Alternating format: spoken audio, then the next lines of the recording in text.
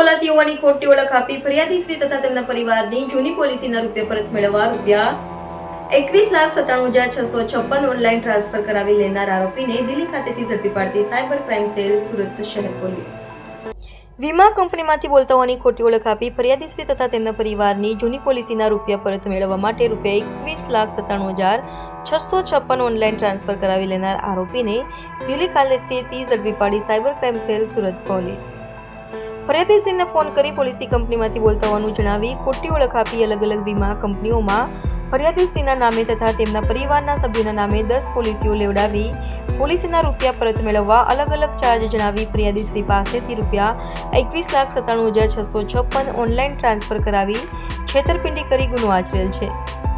ફરિયાદીશ્રી આ બાબતે cyber crime helpline number 1930 ઉપર ફોન કરી ફરિયાદ કરતા તે અંગેની વધુ તપાસ સાયબર ક્રાઇમ સેલ સુરત શહેર દ્વારા હાથ ધરવામાં આવેલ અને સાયબર ક્રાઇમ પોલીસ સ્ટેશન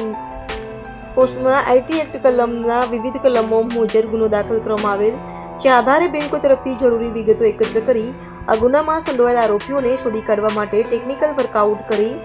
અહીંયાથી એક ટીમ દિલ્હી ખાતે તપાસમાં મોકલી આપવામાં આવી। ઉપરોક્ત ગુનામાં સંડોવાયેલ નીચે જણાવેલ આરોપીઓને શોધી કાઢી કાયદેસરની કાર્યવાહી કરવામાં આવેલ છે।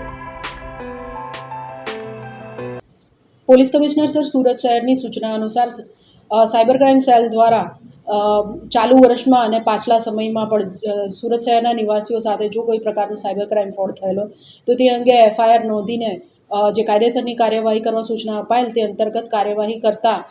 સુરત શહેરના નિવાસી એક સિનિયર સિટીઝન સાથે પોલિસી ફ્રોડ થયેલ, જે બાબતે સાયબર ક્રાઇમ સેલમાં FIR નંબર 15 નોંધવામાં આવેલ હતી। સદર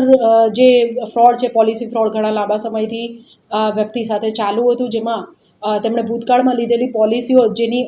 જેનું પ્રીમિયમ તેમણે ભરવાનું બંધ કરી દીધું હતું એ બાબતે સાયબર ફ્રોડસ્ટર દ્વારા તેમને વારંવાર કોલ કરીને પૈસા ભરવા માટે જણાવવામાં આવતું હતું કે તમે આ પ્રકારનું આટલા પૈસા ભરી દેશો તો તમારી પોલિસી ફરી ચાલુ થઈ જશે અને તમને વધારે પૈસા મળશે,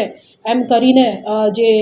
ફરિયાદી છે એમણે 5 લાખ રૂપિયાની પોલિસી જે પાસમાં લીધેલ હતી એની ઉપર આ પોલિસી પકવવા માટે અલગ અલગ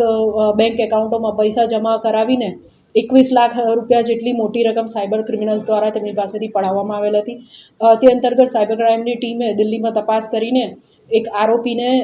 ઝડપેલ છે, જેનું નામ અમિત કુમાર ઠાકુર છે। સદર આરોપીએ અગાઉ ઇન્સ્યોરન્સ કંપનીમાં કામ કરતો હતો, જેના આધારે પોતાના અનુભવ અને ડેટા જે તેની પાસે હતો એના આધારે તેણે જે ફરિયાદી છે એમને કોલ કરીને એમને કન્વિન્સ કરીને અલગ અલગ એકાઉન્ટોમાં પૈસા નખાવીને અને એમને જે એમની 5 લાખની પોલિસી છે એની ઉપર 65 લાખ રૂપિયા જેટલી મોટી રકમ મળી શકે છે એવું લાલચ અને આપીને અને